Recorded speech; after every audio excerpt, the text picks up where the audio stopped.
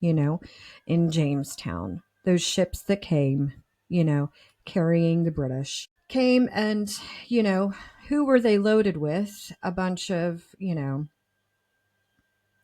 sorry, but fancy pants, little high heel shoes, blacksmiths, and, Oh, you know, bankers and, you know, preachers, people that didn't really have a lot of know how of how to farm and mill the land. I think they had a small handful of farmers, but not that many. And they got to Jamestown and they just had zero clue about what to do. They didn't know. They relied on other ships to bring in like their supplies and things. Like no clue. Their priority was to look for gold. Don't you think whenever you settle somewhere, okay, you're on a ship, you sail and it's a horrible journey. You sail, you get to the place and you're like, "You know what I want to do? Look for gold." Is that the first thing that you would do? well, first of all, if you're going to look for gold, you should at least have a shovel.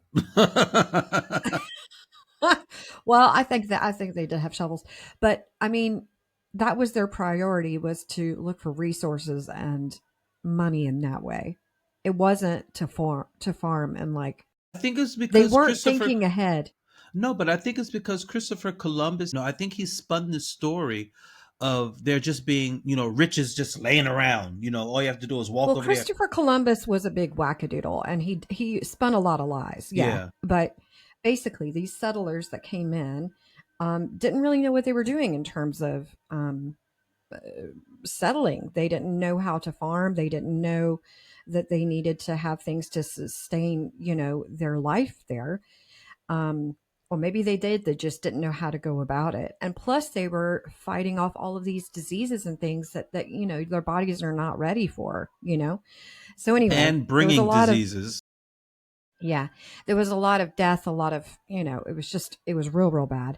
But one thing that I did not know was that there was a period of time where I think it's called the hunger time. The basically they didn't have any food, so they were first they ate their horses and then they ate the dogs. I mean, they're running around eating dogs, to quote a president.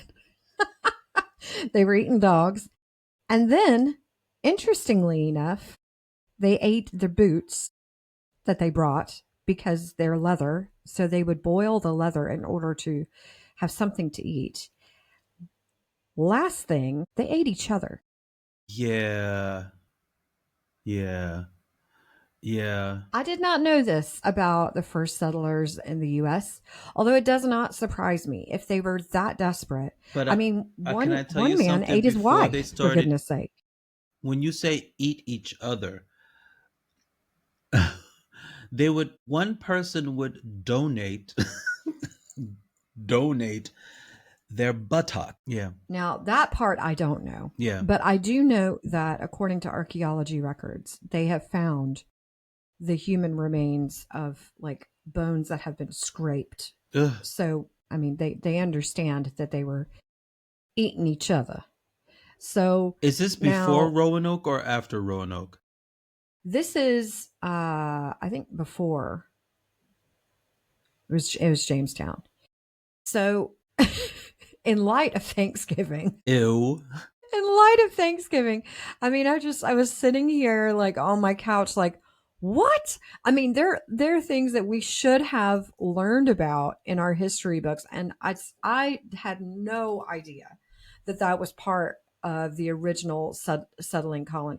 Well, I knew that it probably was really harsh, but these people, I mean, it was real bad. And they even like packed up and they were about to leave. And then a couple ships came in and they were like, turn your butts around. We are staying here. And I mean, these people were ready to get out because they were like, we have been eating everything and each other to survive. And it's awful here. Do you know what it I mean, they reminds me of? lost hundreds of people because of disease and hunger and And then when you like have to eat a diseased body, oh, the starving time that they